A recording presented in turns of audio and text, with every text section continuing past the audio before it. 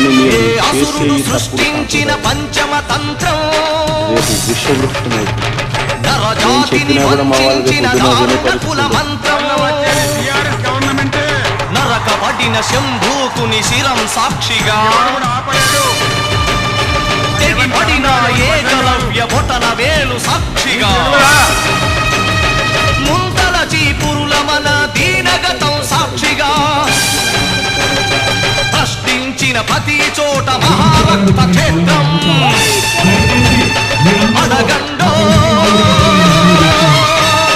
అరవండో